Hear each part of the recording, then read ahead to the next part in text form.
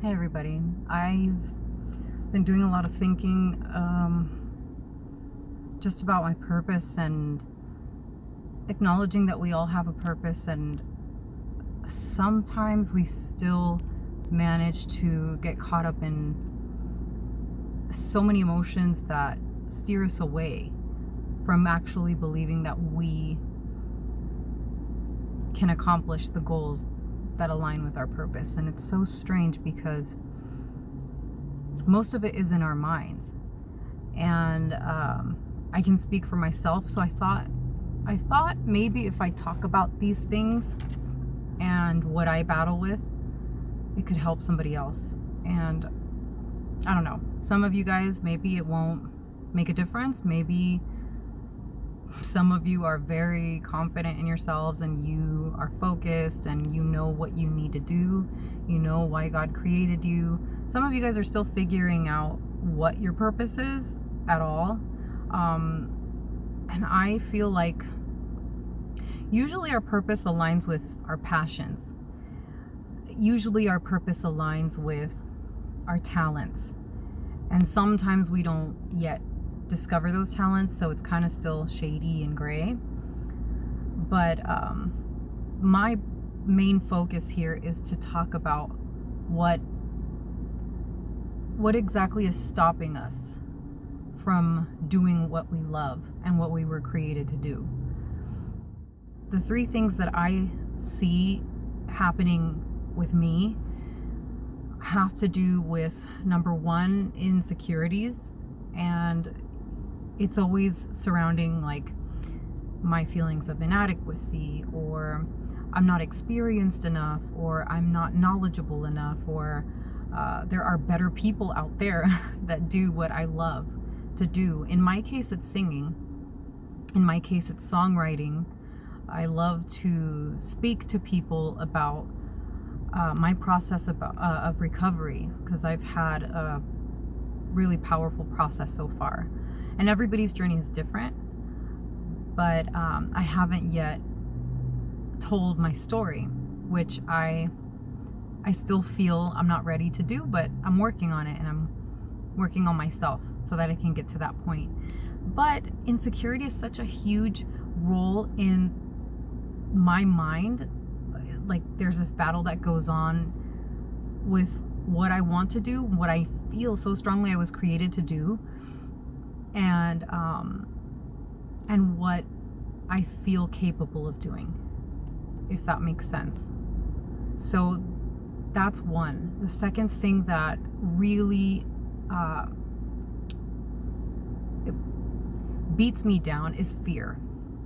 So fear is what? Fear is worrying about and thinking about and stressing about what other people's opinions will be. It could be your family, it could be people you work with, whatever. When you think so much about their response, I think your action or inaction is sourced from fear. You're afraid of receiving put downs or mocking or any of that.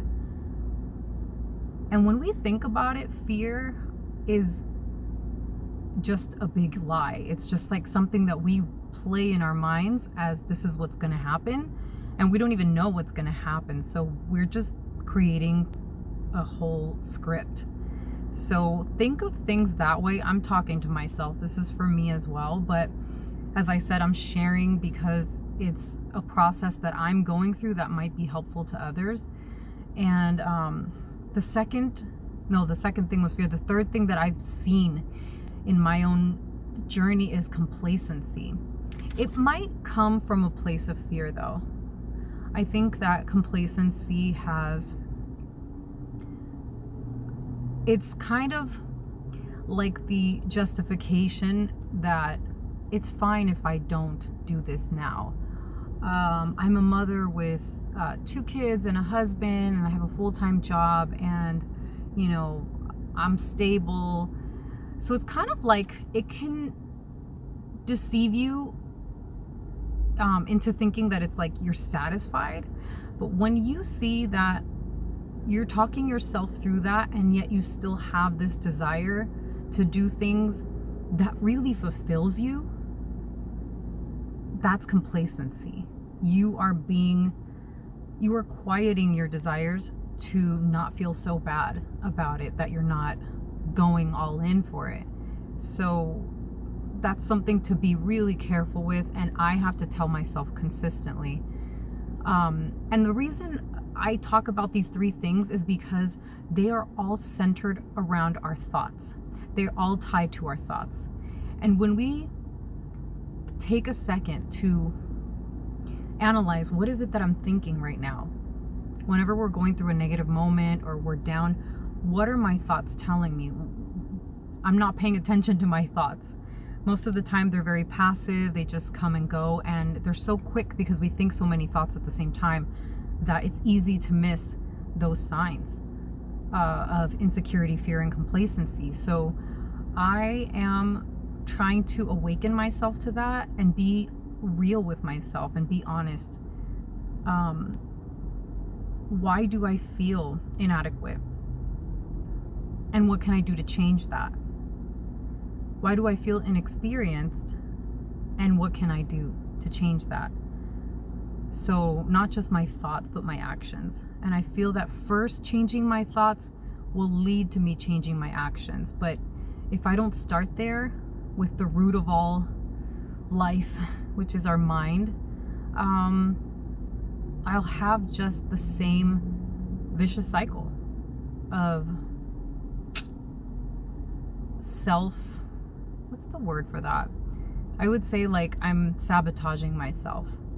So if there's something you want to do, think of ways to do it.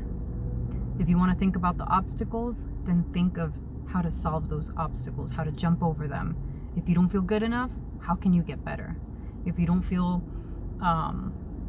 confident that you'll be able to withstand the criticism, how do you get over that?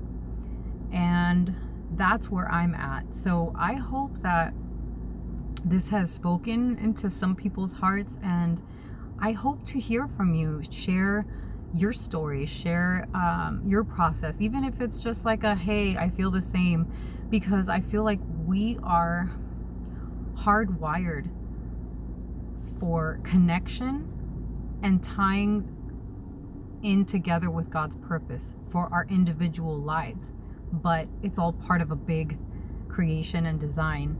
And so I know many people that have watched my videos are actually friends of mine, and I'm so grateful for every one of your lives, because something that you've said or done, or just being your friend and knowing you intimately and having friendship and family experiences and bonds with you has transformed my life. So I want to thank you, and I hope that if this is your first time being on this page, that you click the subscribe button, and that you can also be encouraged and motivated to follow your dreams, not just for your own ambitions, but also to really, really fulfill God's purpose for your life, because that's when you will feel fully and wholly satisfied. So God bless you guys. Mwah. I love you, and I'll see you next time.